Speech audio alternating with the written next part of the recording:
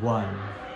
Mr. Speaker, ladies and gentlemen, the ratio and proportion between candidate and voter is very important because it is the cornerstone upon which a majority decision is dictated upon. That is to say that in order to truly be able to not just preserve the democratic process, but also be able to create and lubricate the system in order to have better, smoother, more practical, and ultimately laws which actually cater to minorities from areas which may be growing and large areas which continue to become more relevant. This is where my partner positioned the extension in order to future-proof and really protect this democratic process and system and be able to hedge it against future risk. Let's deal with closing opposition first. Number 1, I agree with closing opposition that a lot of what top half is not too important because it's not necessarily about, oh, is X party gonna win or not? Is X party going to be good or bad? It's ultimately about what happens as a consequence. And that's where my partner's case comes in about being able to future-proof against these increasing trends which actually increase lifespan and ultimately lead to an increase in population. Again, as what my partner mentioned, it can be disproportionate. Some areas might go rapidly faster, some might shrink, some might stay the same, or heck, given certain inflection points in the economy, etc., wherein people are like having more children, etc., it might all increase at once. We don't know exactly, but what we do know for sure is that whether it be 10, 20, 50, or 100 years, it's exponentially increasing, especially for India, who constitutes like 20% of the world population.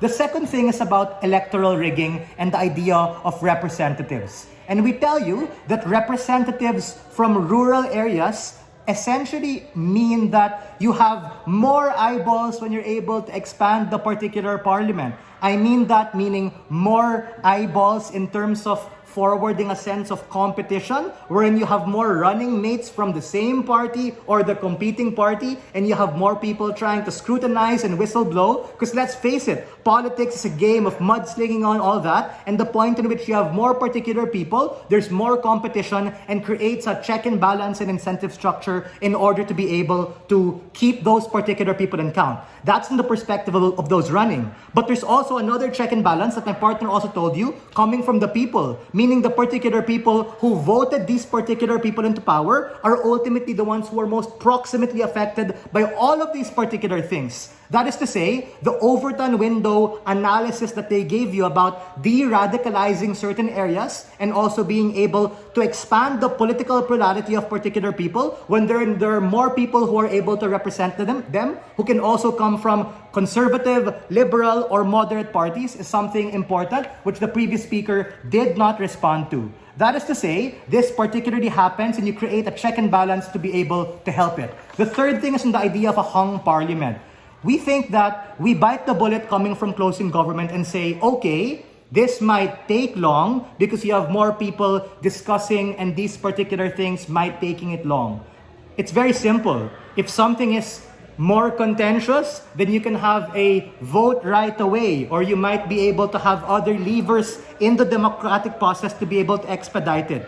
Just because you're able to rush into something doesn't necessarily mean that it's good, and that's exactly where the harms that opening opposition talks about all this gerrymandering bullshit comes to fruition at the point in which they do these things in a hastily manner without taking into account what happens. On our side, we flip that. You get better discourse and a more plurality of those particular views, wherein these people are able to understand more, and you just open more perspectives. That in itself is good because you're literally able to realize the blind spots in other particular candidates, and one candidate's shortcoming becomes another opportunity for that other candidate to swoop in and say hey, F you, you're not doing something well, or hey, it's good, I'll be your running mate, I'll be able to support you. Go, POI, Omar, sure.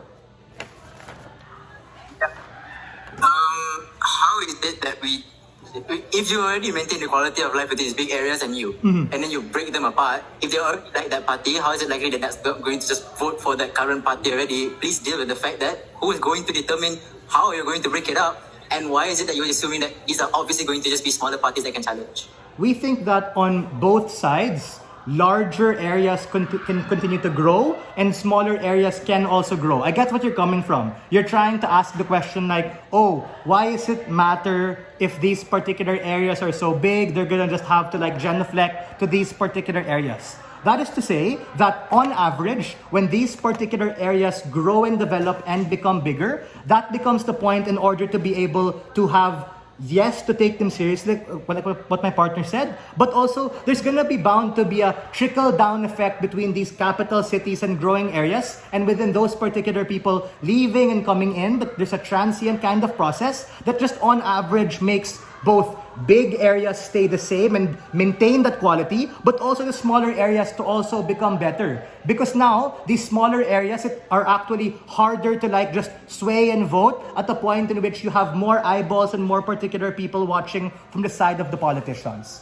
Let's talk about opening government. How are we able to weigh against them? We're able to extend this debate and position it in a way that future-proofs not just the current landscape, so it's not outcome dependent on all of those things going right. Because opening government does a good job at like making it out about the complexity of what's happening in status quo, but that complexity is exactly what might be a blinder. Because the case of my partner positions the idea that regardless of what happens, we don't know what could happen, but what we do know is that over the next 50 and 100 years, this is going to increase both in areas that become bigger because there's more development, but also in areas which are smaller that become an addressable market for these particular politicians. We're able to flip opening opposition, wherein we tell you simply that all of these particular vote-buying gerrymandering, at worst, is going to be able to happen on both sides, but at least on our side, it becomes more expensive to have to do those things at the point in which you're able to have to like